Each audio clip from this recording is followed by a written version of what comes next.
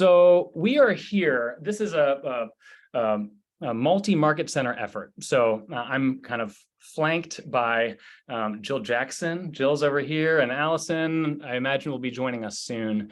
And we collaborate, we compare notes as we seek to provide as much value as possible to our agents to help them grow in this market. And as we were kind of putting our heads together to consider what do our people need, we identified that our leaders, you're here because you're a leader in some capacity. You lead a team, you provide leadership within a team. Maybe you're a solo agent that has an admin. Maybe you provide leadership at your local board or on your ALC in the market center.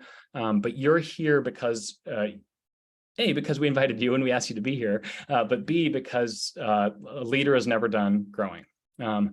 Couple of phrases that have stuck out to me since I've been in this ecosystem. Speed of the leader, speed of the pack, meaning your people can only kind of move as fast as you do, and you are the lid on your organization's business. And the second phrase is faster alone, further together. And why do I mention those things? Is because in a market that's shifting, in a pie where there's that's shrinking, there's fewer deals that'll be done next year than were done last year, than were done the year before that. It's tempting to say, hey, I'm just gonna, just do my thing, or, forget them, or I'm gonna move into scarcity. And at the end of the day, those of us that will find themselves in a better position a year from now than we are right now will be because we leaned into this kind of further together mentality. So what we're going to be rolling out is every fourth Thursday, 2:00 on Zoom. We might change some format, but that's the plan for it to be the time, is for us to gather as leaders to have conversation with someone that's leading at a high level and that can help us think differently. It's not always going to be real estate agents. This is not a real estate conversation today. I think sometimes we can get tired of just the more listings conversation or the what I should be doing on social media now conversation, that we want you to be thinking more broadly than just that. So does that sound good? Does that sound like it would be of value to you and your life and your business? Jill or Allison, do you have anything that you'd like to chime in with? I would say keep your feedback coming, because we will develop this to make it the most valuable use of your time. Yep. That's agreed. Exactly what I was going to say. Thank you. Yeah, this is fundamentally for you. So let us know what was helpful. Let us know what wasn't helpful. We are seeking to record these, but for you to be present, I think will be that much more valuable. All right, so our guest today is showing up in his uniform. How perfect is this? Regalia. Regalia, indeed. Isaac Riddle is a dear friend of mine. We go back 2006, I want to say, when our paths fortuitously crossed and have continued to since then. And as I think about Isaac, and I'll let him give him a more formal introduction in a minute. He is one who holds himself to a higher standard than anybody else I know does.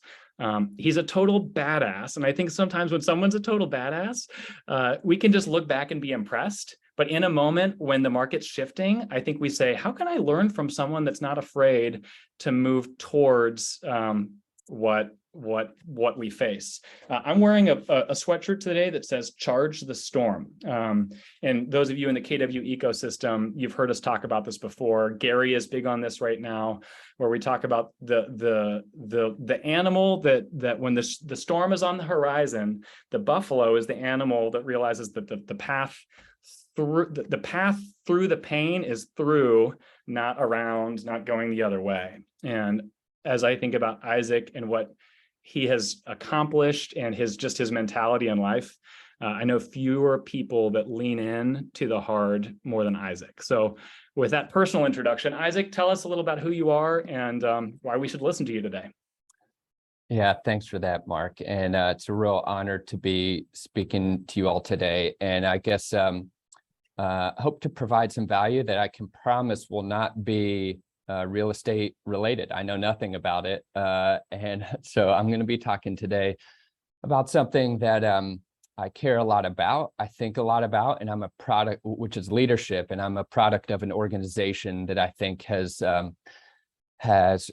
really kind of perfected and templatized some really foundational principles here. So that's just kind of by way of preamble. But yeah, so let me give just kind of my potted bio. And then, yeah, looking forward to jumping into the conversation here. So yeah, I met Mark in college, and at the time I had long flowing locks of college hair, and much has changed in that time. But I wasn't too far from having my own, believe it or not, but that's long since gone. So after college, I joined the Marine Corps in 2009. I was first and foremost a ground intelligence officer. I did a deployment to Afghanistan in 2011 as an assistant intel officer for an infantry battalion.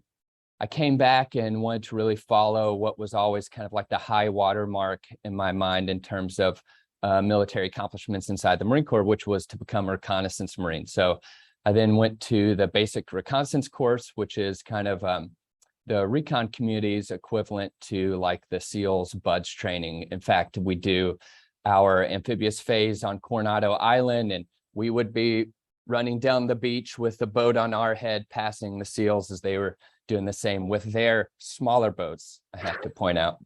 But who's paying attention, right? Exactly. Yeah. How do you know if you've run into a SEAL in your life? They'll tell you. So I then screened for the reconnaissance community, and then went and did some time at an active duty reconnaissance unit, did another deployment as a platoon commander. A platoon is about 25 to 30 people.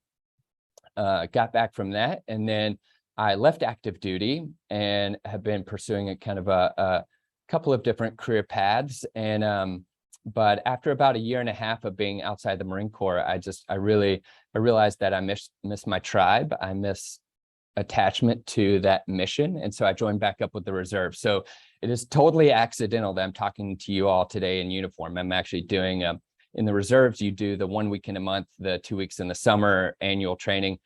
My summer is just coming in the winter this time. So I'm in Quantico doing my annual training here. Although I think that I'm going to lean into the force of the fact that I'm going to talk about Marine Corps leadership principles while in uniform.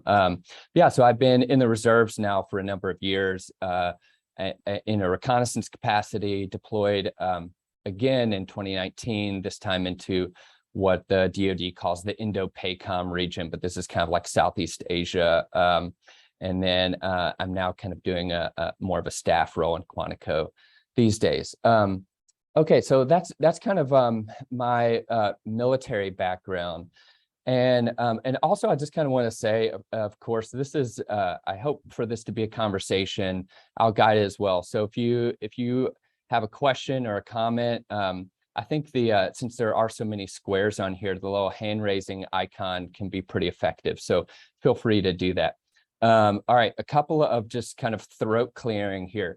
You're going to get a real Marine Corps brief here. And the Marine Corps teaches you that you start off with an attention getter. I'm going to do that. And then I'm going to go through some Marine Corps principles about leadership that have been really meaningful to me.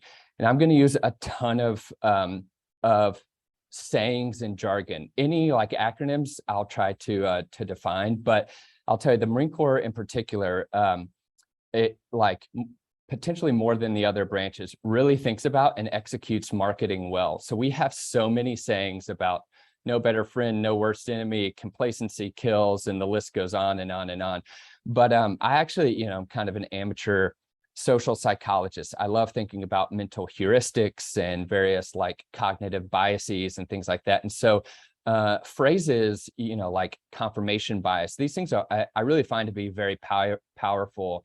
And so I'm going to give a lot, hopefully in the course of the conversation today, in the hopes that, that a couple of them stick and kind of can be useful to you at some point in the future. Okay. All right. With that said, on to the Moto video.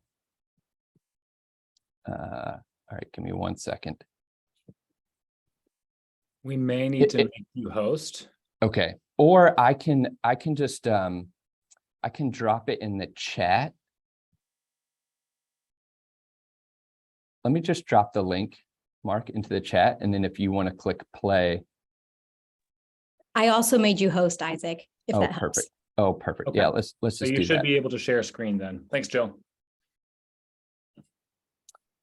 All right. Can you all see my screen? Yes, sir. Yes. All right. And then just really quickly, when Mark approached me about this a little while ago and talked about this, it's charging the storm. Is that's the phrase, correct? Oh, yeah. I love that. It resonates deeply as a Marine. And so it reminded me of this video.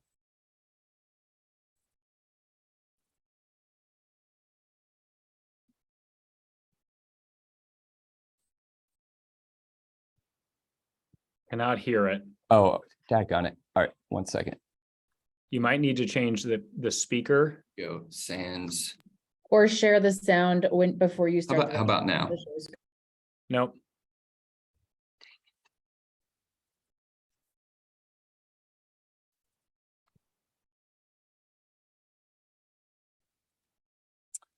Where's the share sound, Allison? When you share screen on Zoom, it's a little box on the left-hand side on the bottom. For me. Yeah, Yeah, so you'll just have to stop the share and then share. hit the share again and then click that box. Okay. Sorry, I'm looking at the share screen icon and I need to select what? On the bottom left-hand side is a little box that says share sound. I am not seeing that option. Let me drop it in here. Drop it in the chat. And Jill, do you want to play it since you're the other host? Oh, yeah. So yeah, he can put it in the chat. I'll play it. Perfect. Yep. Link's there and I will pin you. Let's see here. Good thing we have so many Zoom pros on today. Further together, right? That's right.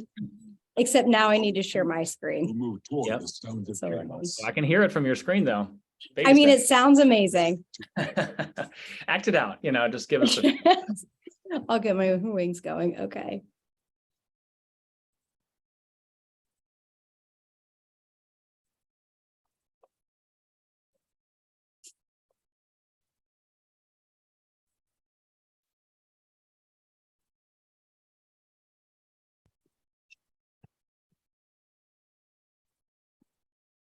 You know what? Isaac is going to have to make me the host. That's why it's not working. If you click, Isaac, if you click on my name, there will be 3 dots. Make me host. And then I'll be able to do it. All right. This is Boom. great. Popcorn, got it. Okay. Popcorn Thank you. Perfect. Let me make sure I got it going here. I do. Share. Do we see it? We see it. Wonderful. Okay. But do we hear it? No, we don't hear it. Now we do. No. You don't? No, we'll share it later. And right. Isaac, just give us Well, the synopsis. we'll move it on. forward. Yeah, we'll move on. Okay, the synopsis is it's cool and you run towards the sound of chaos. Basically, that's it. It's just an attention grabber. It's a great video. Watch it if you want to be motivated at some point. Okay, and then yeah, all right. I shouldn't try and do that live. I know enough not to do that live. So apologies for that. All good. Okay, so I just kind of want to start with a framing question. Well, but first off to say, so in the midst of chaos, I think that you succeed by, we say, improvise, adapt, and overcome. And that's like in the midst of conflict or chaos. But the framing question that I want to think about is what you can do prior to the moment of crisis to build the most resilient and capable team. So this is kind of like before you're out on the field of conflict. And then kind of how I've just titled this in my mind, it's building it around a concept that has been extremely important and meaningful to me, which is building teams through building trust, becoming the kind of leader you would follow. And that concept of trust has just really become extremely important to me over the years. And I think that it's a thing that doesn't happen on accident. Okay. So what I want to start off with are these 11 leadership principles that we get from day one when you go into officer candidate school. Officer candidate school is the boot camp in the Marine Corps. And these are just these kind of like timeless, really kind of 360 leadership principles that have really kind of like formed the basis for how I think about myself as a leader, how I've tried to grow as a leader. And they really are, as Mark kind of indicated in the beginning, they're timeless and a part of a continuing process. So these are these things that are drilled into you from day one that you have to memorize. So I'm going to go through them, and I believe I sent Mark a PDF that has these, so you'll have the notes here. I'll drop it in the chat in just a second here once I get permission to do that. Great, and so you'll have these things, and again, hopefully you'll find something there that's worthwhile. But so basically, kind of the way that I want to do this is I'm just going to like state the principle, give a couple of my kind of thoughts and observations on it, and then I have a question that that I want to kind of ask. If there's a good, productive conversation to be had, great, or it can just kind of allow the questions to kind of percolate through the group, and you all can think about it as you want. But again, I always prefer a conversation. Okay, so the first leadership principle is be technically and tactically proficient. And again, all of these are going to be, I'm going to give you the Marine version of it. And I trust that you all are, can see the obvious parallels to what it means to be these things in your personal life. So the first one, be technically and tactically proficient. And this is kind of the base necessary to create the basis that you have to create the necessary but not sufficient condition for success for yourself. And so not a ton needs to be said here other than the fact that like you can't just lead on personality. You can't just lead on a really great team. Like you yourself have to be pursuing that kind of technical and tactical growth. And so, that is whatever are the skills necessary to be able to execute those deals. And then the tactically, thinking about like the individual strategies that you're pursuing. And that's an ongoing art that like you just have to devote yourself to being the best person in the room. So the kind of reflection question that I have here is just how are you building professional development into your personal routine? And then how are you instilling it into your team? This is particularly challenging given the fact that there are only 24 hours in the day. And it's so easy to be able to fill this up with things. So I would love to kind of toss this out there for any strategies that you all have that are working. And this is also kind of running into some of these like time management tips, but how are you building professional development into your routine? And I think as people think about that, many of the people on this call they show up to this stuff, they go to the conference, they listen to the podcast, but the challenge is, how do I get my people to care to that same level and to own it in the way that I am? But I'm curious to hear what some others. Yeah, actually, Mark, that's what I was thinking too. In Bold, we always do growth plans for ourselves, for our professional development, be learning based. Getting the team to want to do that is probably the biggest struggle.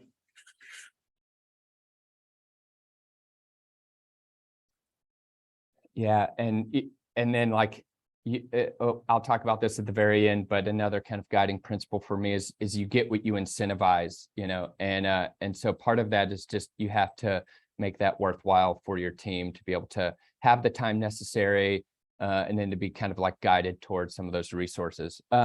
Okay, I'll go to the second one here, which is this one is really, really tough.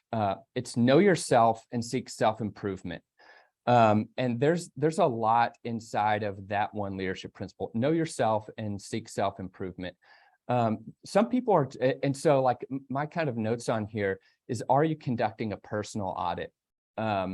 And there are reams of books and self-help gurus that like have some really great insights into this. And so I'll just, leave it to you to kind of like insert your resource of choice. But I just want to say, like, this one is really critical. Some people are just very self-aware and they have a great understanding of what they're good at and what they're not good at. For those people, I think that those are the people who kind of naturally will have, like, leadership for them is a natural skill. Like for people with high kinesthetic ability, are going to be more able to toss a ball into a hoop than those who aren't. But for people who don't, and even for people who do have high natural awareness, but especially for those who don't, the critical kind of reflection question here is do you have someone that you respect, that you allow to speak deeply into your life about strengths and weaknesses? And so this is kind of, I think, one of the best ways. So doing these self audits, but building a kind of network of close people in your orbit who can speak deeply into your life. Okay, here's a Marine Corps example. The platoon commander, platoon sergeant relationship. All right, this is very foundational in the military. So like I mentioned, so the platoon is about 30 people. It's headed up by a junior officer, typically a second or a first lieutenant. And so the officer is given as like his or her right-hand person, a senior enlisted advisor called the platoon sergeant. And that relationship is oftentimes talked about as like husband and wife. So technically, like, the officer is in charge, but when that relationship is really working effectively, they're able to have that kind of co-equal, separate responsibilities, but kind of like co-equal responsibility in leading. And one of the powers of that is that you have this person who's in the trenches with you, that understands the mission, the challenges that you're facing, and that you can go behind closed doors and sometimes have it out. And so I've had platoon sergeants in my past that I just cannot, I'm so grateful for. In the moment, I wanted to just absolutely body slam them, but that they could just be like, hey, sir, you're out of line here. Like, you are like going too hard on the guys. It's like you're not allowing them to be able to like recoup how they need to. And like, we need to take a pause here. And so having someone, or in other instances, there have been times where, because I'm probably, like many of you, a perfectionist, and I'm like, it's just easier if I do it, right? And he can be like, hey, sir, you are undercutting these guys' opportunity to grow and learn.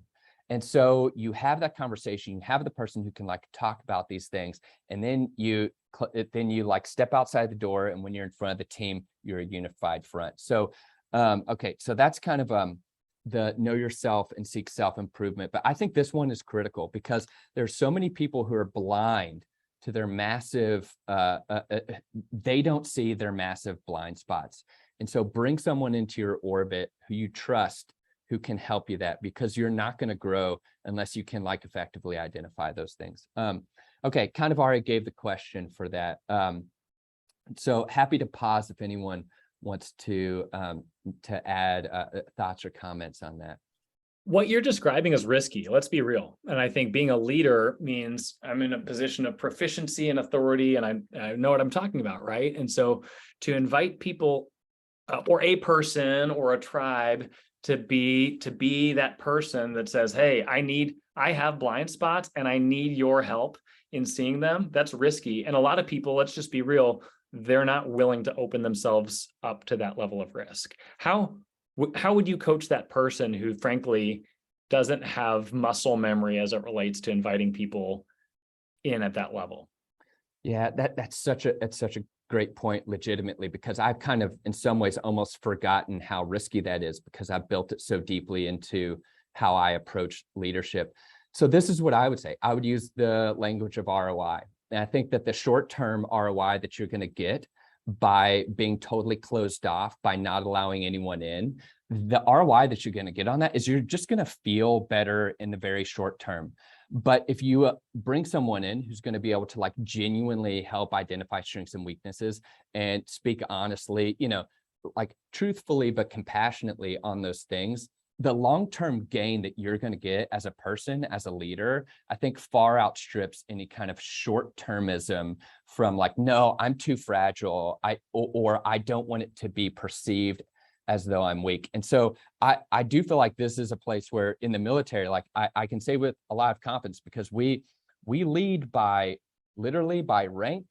We lead by a lot of like, there's some, braggadocio, there's a lot of that's appearing weak in front of Marines, like you just don't do it. So I know that fear, and which is why I said you build the right conditions for it. You screen selectively for who you trust, and you do it in the right places. So you're not doing that out in front of teams, et cetera, et cetera. So, so what does that mean in your context? I think that you'll have to kind of like figure out what that is.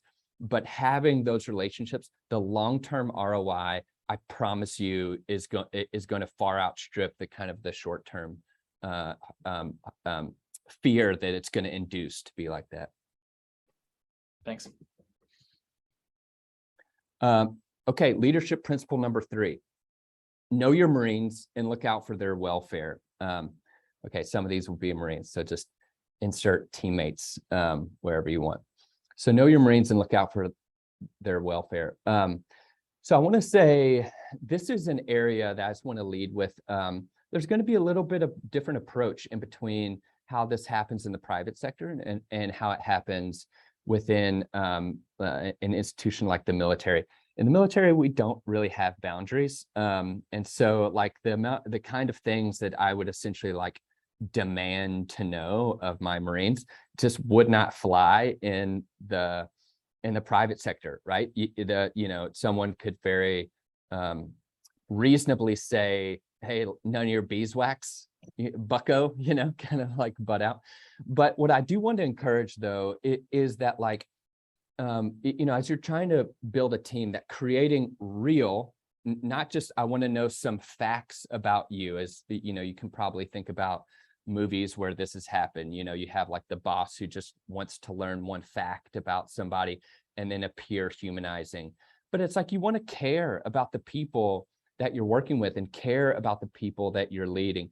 And so generating those deep connections. So the tip here is to leave the office and get, as we say in the Marine Corps, get kneecap to kneecap. And what that means is you're just sitting down, no desk in between you, and you just have a conversation. I genuinely think that any successes that I have had have been primarily because of that. I am, especially by Marine, well, I don't know, I can't make any comparisons. I love Marines. A lot of Marine officers love Marines, but I really do. And it's like been the honor of my life getting to do that. And so I want to, I care about these people. I want to know about them. I want to be able to be kind of a 360 leader. But I will say that this one does, you need to apply equal parts heart and maturity when you're doing something like this, because you're dipping into people's lives and there are boundaries that you need to be aware of. Okay, so my kind of reflection question on this one is just simply, do you know what's going on in the lives of your team members? And so I think that there's another way that if you're not looking to like, go in and Tony Robbins someone on your team, that's still just like being aware of what's going on. Like it's going to make you a more empathetic leader. It's going to make you able to kind of like, as you're kind of like pulling the levers of when to push and when to pull back, like knowing what's going on is going to help you do that more effectively. And then I think that this is a key part of building that kind of trust, which as I kind of led with, I think is the foundation of really great teams. So I'll just kind of pause there, see if there are any reflections here. Like I said, when I was reflecting on this one, I was really thinking about like the differences between military and private sector. And I think there are some significant ones, but the principle I think is still a good one. What does it mean to Tony Robbins someone? Oh, just going in and be the best you. And you know what I mean? Like, we're going to walk across hot coals and how's, it's when you're doing that really like, that kind of like leadership person. Isaac, I would add to that. I recently heard them say, if somebody leaves your team and you're shocked or you didn't know why, you've already lost because you weren't in connection with them enough. I love that. That's really good.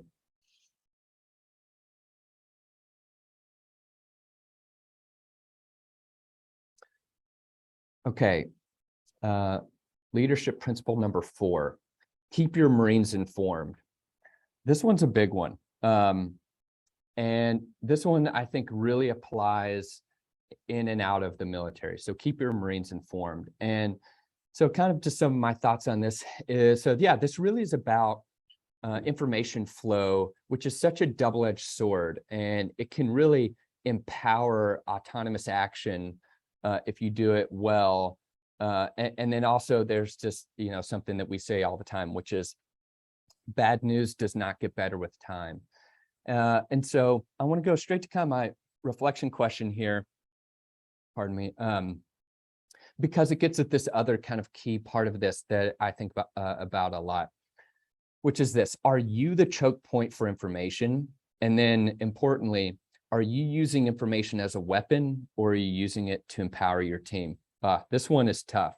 And again, the whole art and science of leadership is that it's actually a lot more art than science. And so there are things that's appropriate to share and things that are inappropriate to share. And I can't tell you what that is, but I can tell you that the larger principle that if you want to build a team that trusts each other is you have to trust people with that kind of information. And so this one, and all of these leadership principles, you could build this really interesting connected web, but this, leads back to what we were talking about earlier, which is know yourself and seek self-improvement, which is, are you trying to, are you the type of person who's hoarding information and using that as that is my leverage up, that's my leverage on people? And so when you're building a team, this kind of like free flow of information, it's a way that you can really instill trust because you're showing them that I'm trusting you with that information as well. Obviously, so that's on kind of this amorphous side that might be more kind of like administrative or bureaucratic or personnel related. It also gets very like tactical as well, and that like if you are not kind of having a good understanding of what your mission is, that's part of that, be tactically and technically proficient. Do you clearly understand your mission, your short-term and long-term goals and the plan that you've done to do that? If you don't understand that, then you can't give your subordinates, your teammates, the information that they need to succeed. And so you're constantly going to be setting yourself as that choke point as they come and have to like continually ask for information types that you could have kind of pushed rather than having a constant pull of information. So I think that there's two parts of this. One is the trust side. One is just an efficiency of operations side. Okay, I'll pause there. I want to jump in with a question, Isaac, and see if you have I don't know if you have a principle that could guide here, but information is sometimes tactical, and this is how we do this process, or this is what's coming up this week, or here's something you need to know about this event, or stuff that is there's no kind of charge to. But then there's information that's interpersonal, that's, did you hear what's going on with so-and-so? Did you overhear maybe things aren't great with this person? Do you have principles as it relates to the more interpersonal gray within teams? Yeah, yes. This is my personal principle. I hate gossip. I think that it is a very, very is a superficial substitute for real connection inside of a team.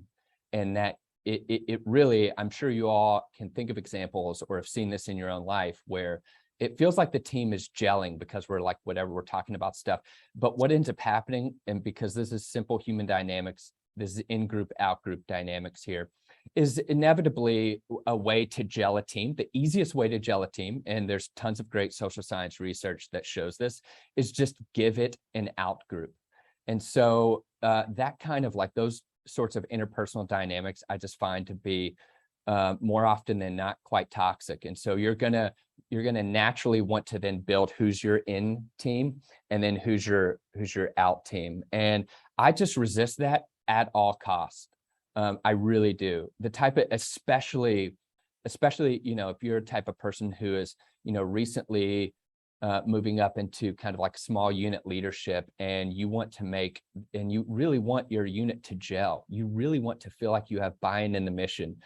I just cannot, look, I'm not saying anything groundbreaking here, but this is my personal principle of like, avoid like the plague, the kind of the cheap substitute of strong cohesion and camaraderie building. That is that kind of like the human interpersonal dynamics. I maybe went too hard in the paint on something that wasn't your full point, Mark, but that was just kind of, that's my strong initial reaction.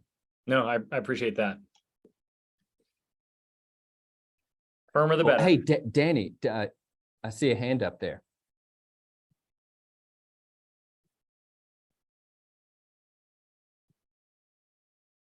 Danny, you want to jump in with your question? We cannot hear you. Oh, I didn't even know my hand was up. I'm sorry. Put on Dang it, Danny, I got all excited. Being so dutiful. No, I'm good. Thank you. Sorry. Cool. Well, Danny, if you were a Marine, I would make you ask a question now, but I won't do that.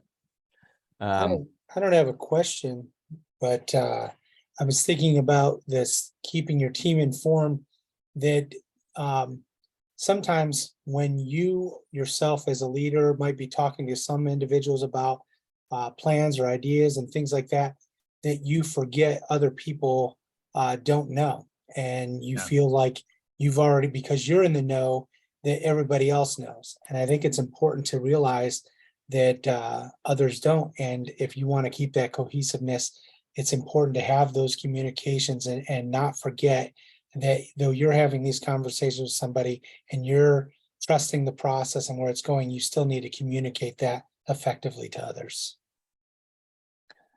I love that so much, Scott, and you just reminded me of a quote that I meant to do. I believe this was Colin Powell who said his principle for information flow was, what do I know, who needs to know it, and have I told them? And that's such a great, like, simple heuristic, which I think gets exactly what you're talking about. Say that again. What do I know? Who needs to know? What do I know? Who needs to know it? And have I told them? Major growth opportunity for me on that one. Okay. All right. This one is perhaps my personal favorite. So this is leadership principle number 5. Simply set the example. And here, this one's so important to me, which is essentially talk is cheap, and you achieve the desired outcome in your team by embodying the standards you hold them to. And so my reflection question here is, do you live up to the expectations you set for your team, or does rank have its privileges? This is one that you see in bad military leaders all the time, because we literally have rank, like there are people who, like under the Uniform Code of Military Justice that I outrank, they have to call me sir. And that can really infect your mind if you don't put up guardrails around that. And so this is why this is this kind of like perennial principle that you constantly have to hold a mirror up to yourself and say, am I setting the example? And so, you can't like, so I always have as a personal saying, like, I do windows, but I don't always do windows. And so it's like, there are times when, especially as a platoon commander, it would be a really bad use of my time to do some of the more mundane tasks, that some of my guys were responsible for. Okay. But there's also it was also important for me from time to time to show them I'm not above, any task. And there are times, so here's a great non-military example. If you, I'm forgetting the name of the book, but there's an awesome leadership book about the New Zealand All Blacks. And they famously, everyone sweeps up and cleans up the locker room at the end of a match. And so it's a similar kind of a principle here. But I also would say, that like you can also like pick certain things that matter to you. So I have always cared a lot about physical fitness. And so I might not be able to like outshoot my snipers or, out navigate my point man or any number of these skills, although I try to do my best. I'm like, in a physical event, I'm going to lead. I'm going to lead from the front. And so I'm going to set the example. but that is just, so this is really critical. And again, I think that or does rank have its privileges is it's a refrain that I think about a lot. So in building a team, and this is kind of really taps into the second part of kind of what I titled this, which is like becoming the kind of leader you would follow. And that's just, I just like, for me, that's a question I've returned to time and time again, of just like, yeah, I mean, if I was on my team, would I like that? You know, would I follow me? And so this is something that's just great for you, and whatever capacity might be the most meaningful, of just set the example. And that can be in terms of honest dealings.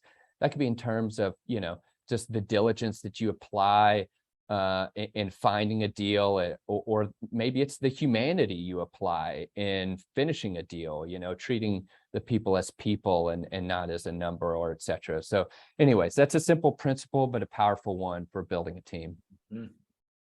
Well, and I think in KW, we talk a lot about leverage and the focus on the most important activities and leverage out the rest. And through the wrong lens, that could be viewed as, I'm too good for that stuff. Can you handle that crap? Or I'll hire someone cheaply to do those things. And you're saying like, yeah, there are best use of time sorts of questions that we need to consistently ask, but be the leader that has a habit of being willing to do every element of what you're asking your unit, so to speak, to do.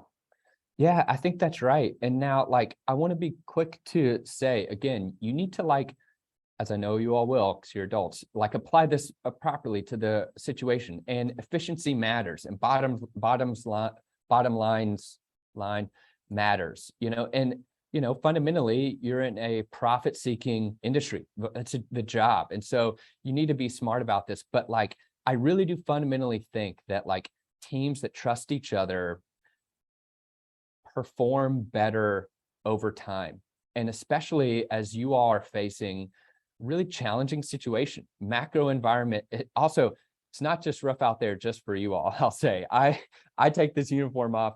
I started a startup, I'll say, I kind of leaving that out of here. You know, and so I understand kind of wearing that civilian hat. So you have to be smart about these things. But I do think it is such a critical signaler as you're trying to build the kind of culture where people want to stick around for, where people believe in and buy into the mission, and they work hard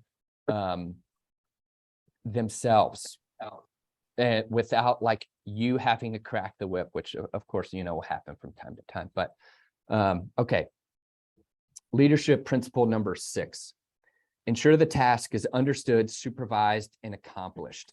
And my little, so ensure the task is understood, supervised, and accomplished. And then, so my kind of comments on this is that this is part of just kind of the skill of managing, which is saying so doesn't make it so. Like, just because you told someone to do something, like, that is not the end of the story. Go ahead and dump it if you're gonna dump it. Stuart, I think here, let me see if I can help mute you. There you go. Thanks. Sorry about that. Hey, all good. Yeah, so saying so doesn't make it so. This is about follow through. Okay, and then 2 great little principles here. So one kind of military principle. There's this idea that we talked about, which is Napoleon's corporal. This story might be apocryphal, I don't know, but we tell it enough that the principle's true. Whether or not it comes from a thing in history, I don't know. But so the legend goes that, like, Napoleon would put together his battle plans. He was famously offensive and famously kind of intuitive, and, you know, real genius in terms of military strategy. And so he and his staff would put together these big plans, and the order essentially would be disseminated. After that happened, he would go out and walk the lines. Napoleon was also famously close to the very junior enlisted. You can actually go to Paris, and their war, the Paris War Museum is in the old hospital that he built, which was a really modern facility back in the time, and kind of really broke a lot of norms. But anyway, so he would go and walk the lines, and he would go up to a corporal, and he would ask him, "What are we about to go do?" And if the corporal couldn't tell him with some sort of clarity the mission that they were about to go and execute, then he would scrap that plan, bring the staff back in, and build a new plan, because either information flows and the dissemination processes that he had put in place were ineffective, or the plan was too complicated and the men did not understand what they were about to go and do. And so he understood that like a genius plan is totally ineffective if the people going to execute it don't know what the heck they're about to go do.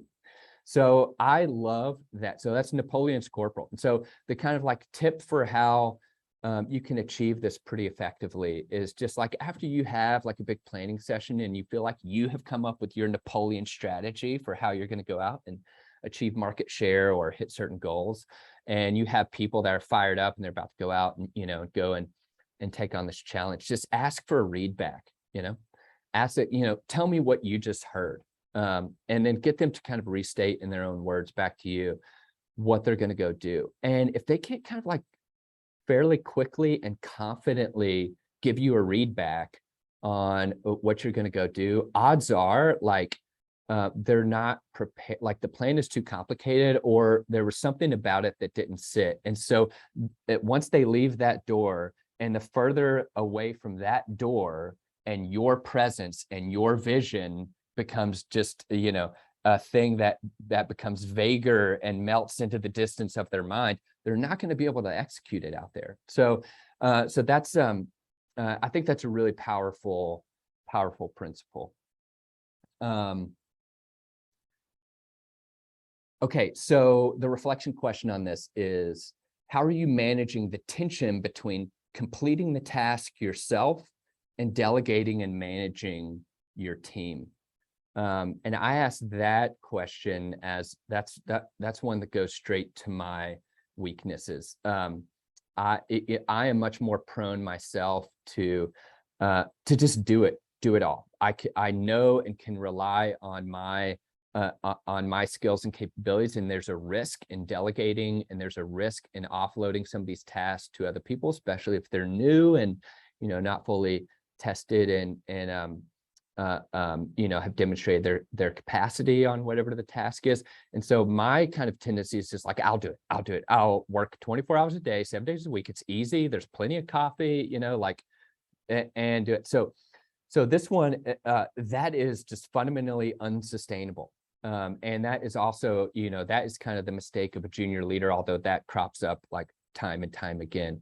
But if you're doing some of these other things about empowering your subordinates and, you know, and like ensuring that they're growing as people and you're coming together as a team and you're doing, you know, these things kind of build on each other, then you can start to really like state that mission, you know, and then transition into a delegate and supervise type of a role.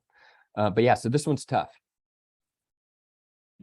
I like, it's easy to ask the question. My tendency is to say, does that make sense? You know, to like, oh, I'm trying to ensure that you get it, but you're saying, no, go a step further, ask for read back. Like, what did you hear? Tell me what we're doing. Because, and that's not a quiz of you. That's a litmus test for me to make sure that I'm communicating clearly. 100%. I'll say this, pro tip, I do the same thing for me. So like I have a conversation, I'm like, let me tell you what I just heard, you know? And that's also like a really effective way of like, you're having a conversation and maybe, yeah, it's with a customer or it's maybe a boss or, you know, something that's important, like that I want to ensure that I got the main points that they're trying to convey. I do this all the time. I'm just like, hey, let me tell you what I just heard. And I give them a read back as best as I can. And because I want that, I'm like, because if I missed it, like, please fix it, because what we're doing all this mind work here in whatever is the situation. I want to leave and have total like oneness of mind, total clarity on what the mission is once we leave this room.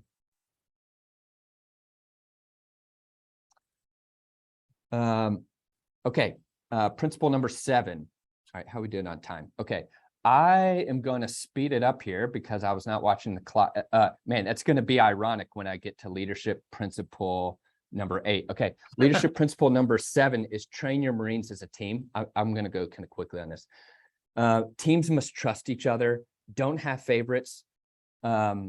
that is just such a, we kind of already talked about that. That's such, even if you do have a favorite, it's just, that's toxic and corrosive to a team. And then if you train your unit as a team, there's genuinely a ton of research that a unit that trusts itself, the sum is more capable than the individual parts. So Google did some really interesting research on this, that they had a group of engineers that just had objectively higher IQs, and then they had a team that was not as capable, but they all interpersonally were known to really like each other. And they actually like evaluated their performance on some task. And the team that like had objectively a lower total IQ outperformed those people because they like and trust each other. So train your unit as a team. And then I just want to, so the reflection question starts with a statement, which is trust falls aren't enough. How are you building an organization that's more than a collection of individuals? And I think you can start to see how well you're succeeding at this when they start saying we. That doesn't mean everything, but that's a good indication that you're on the right track. Okay, principle number 8, apologies, because I do just want to get to this and we're almost done. So principle number 8 is make sound and timely decisions. All right, so this is in the Marine Corps, we talk about 80% solutions. You probably have heard this before, but so you just want to get to that 80% solution. This is how you avoid the paralysis by analysis pitfall, right? And because you can come up with a perfect plan, but if it's too late, it's not perfect. You missed the boat. So getting comfortable in that kind of uncertainty, building that 80% solution. And then, you know, in the infantry world, we have a saying that a simple plan executed violently is most often successful. So this doesn't, so you can say aggressively, purposefully, what, you know, you can kind of take it out of the military concept, but a simple plan executed violently is most often successful. And this is just kind of an action-oriented mindset that can kind of help break you out of these cycles of over analyzing. And I think that's critical to how you make sound and, importantly, timely decisions. Okay, number 9 is develop a sense of responsibility among your subordinates. So this is all about taking ownership, at both yourself, but also encouraging your subordinates to take ownership of their role in the organization and how they're performing it. And I think that an important part about this is that in order for subordinates to take ownership of their role of the organization, they have to be able to question the leader. And so think about how you can generate spaces and times appropriate to do that, but be the type of person who can be questioned. So that's so the reflection question here is, does your team feel ownership of the mission? Do they say we? Can you what can you do to increase their level of buy-in to their role and in the organization? Okay, almost done here, which is principle number 10, employ your unit in accordance with its capabilities. Okay, this is the subordinate side of know yourself and seek self-improvement. So do you know your team? And do you know what they're capable of? Because if you don't, you can really set yourself up for failure. Well, you can set them up for failure by pointing them to tasks that they're not yet ready to accomplish. So there's definitely some maturity that has to be applied here as well, because you want to push, you want to have high expectations, but you also don't want to set your team up for failure. And then on that one, yeah, so the reflection question is, are you seeking out appropriate missions? How would you engage with a task that was outside of your team's capabilities? Because that's going to come up, you know, in the real world, you're going to get something that's outside the capabilities, and that's a tough one. All right, final principle here. And apologies for having to scoot through these last ones pretty quickly. Seek responsibility and take responsibility for your actions. And then my comment here is the buck stops with you, but go seek out more bucks. Like, it's tough. It's tough when you are the person that, you know, has to bear the consequences. But it's worth it. Like, I don't think any of you all would be on this call if you didn't see that it was worth it. But that's one of those principles that you just kind of have to perpetually go back to, because it's really tough. Okay, and then the final reflection question on that is just, do you tend to shirk responsibility and defer blame? How can you build the kind of character that embraces accountability? Okay, and then truly the final thing is I just want to give you 3 quick rules of thumb. And these are kind of more practical things that help, that like we teach young leaders in the Marine Corps to be effective leaders. And these are kind of like about like time management, et cetera. So we have the 1/3, 2/3 rule. The 1/3, 2/3 rule is that you as a leader, you take up, you have a defined amount of time. You're going to go do this mission at 0800 tomorrow. Okay. You then take 1/3 of that time for your planning and preparation so that you can then push out the order, the directive to your subordinates. So they have 2/3 of the time to digest that, do their own planning, prepare to go and execute. And because it's so easy to think because you're the person in charge that I then require the majority of the time. My job is more important. And what you have to realize is very often you're not the one executing it. And so the people who might not be in charge are actually the people who are most important because they're the ones who are going to cross the wire, go out in harm's way, and either take or not take the hill, whatever the hill may be. So 1/3, 2/3 is great. And then related to that is reverse planning. This is great. I use this in my daily life all the time. Start with the end in mind. So it means you have to get good at like identifying what your goal is. And then literally envision yourself. So in the Marine Corps, it's like envision yourself on the hill you were told to take. And then like go in your mind step by step. What are all of the things that you would have to do from standing on top of that hill, walking backwards to right now when I'm in the fob and I'm doing whatever. And then finally, I already said this once, so I'll just say this. You get what you incentivize. If you're getting bad outcomes or bad behavior, I think a great first place to start looking for the root causes is look at what are you incentivizing. So anyways, tons to say there, but I'll stop. So anyways, had to rush through that, but these are the 11 Marine Corps leadership principles. I think they're really rich. They've meant a lot to me over the years, and I haven't come close to kind of plumbing the depths though. So I hope it was valuable to you. And so Isaac, thank you. I know for those of you who are on a schedule and you've got a 3 o'clock, feel free to do what you need to do. That being said, Isaac, do you mind hanging around for 7 or 10 more minutes for us to take some takeaways and ask some questions? Yeah, not at all. Cool. So feel free. You may go in grace if you need to. But I'd love to hear from some folks, maybe 3 folks. Give us your takeaways or ahas. How does 1 or 2 of these principles apply to your life or your business? Don't all jump at once. I'm going to jump in real quick. Please. Yeah, I can relate to the taking it back because I'm much more efficient at doing all the tasks rather than actually giving my people the opportunity to do those tasks. My coach currently has me. She did a fantastic thing where she had me make a list of, because I have these big goals, and she's like, so how many of these things are you doing that someone else could be doing that's getting in the way of your goals? Like, how many of these jobs have you given and then taken back? She's like, write a list out for me. And it was like, wow.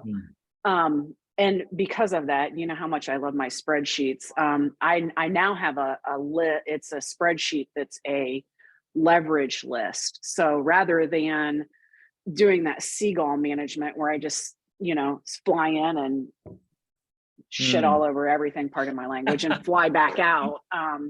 Now I have this list and I have a date when I've asked for these tasks to be done, and I can review them once a week with my ops manager. So I'm empowering them to do the things that I've asked them to do. And I'm kind of, like wringing my hands and holding my breath and empowering, because yes, they are capable, and maybe they won't do it as quickly as I do it, or they're not going to execute it in the way I'm going to execute it. But in order for me to get my next level to do the things that I want to do, I have to give them the opportunity. And I more often than not take those opportunities from them. I like the seagull management. That's good language. 1 or 2 others. And you're also, as you kind of stated, you're depriving them of a really cool opportunity to grow, and for you all to then gel together, because they're smart. They know that you're giving them this opportunity that you could be doing, and I wouldn't discount the value of that as well. Jeff, I'm going to put you on the spot.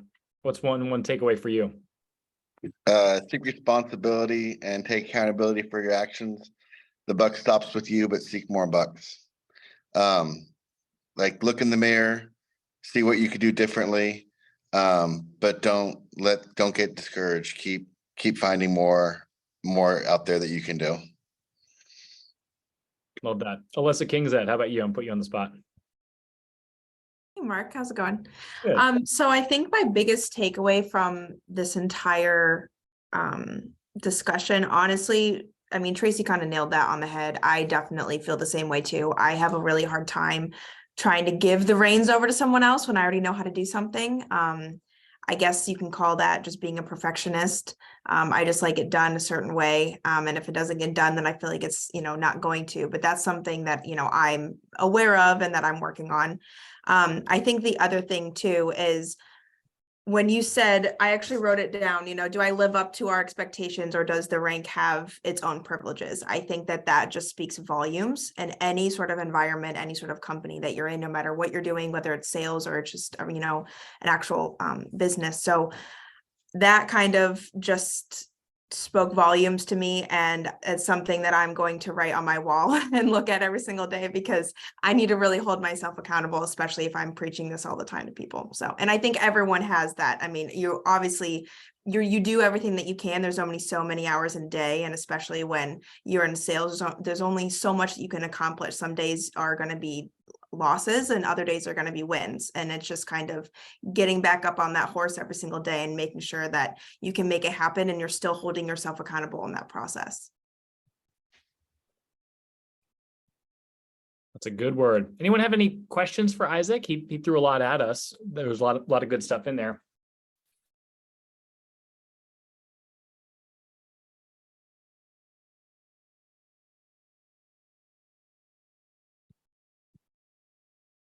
Well, I'll just say it's an honor to be able to talk to you all. Mark has been a friend for a long time and someone I've admired myself for how he pursues people, pursues growth, pursues leadership. And Mark, you are without a doubt someone I would follow. Oh, thanks, Isaac. I appreciate that. You guys, on that hallmark moment, my goodness. Everyone have a fantastic, productive afternoon. Again, fourth Thursday, you'll get an email, an invite for the next one as the specifics come together, but it is the fourth Thursday at 2. So we're going to keep this time. Isaac, hope the rest of your training goes well this weekend, and we'll see you all around. Thank you. Thank you for your service. Thank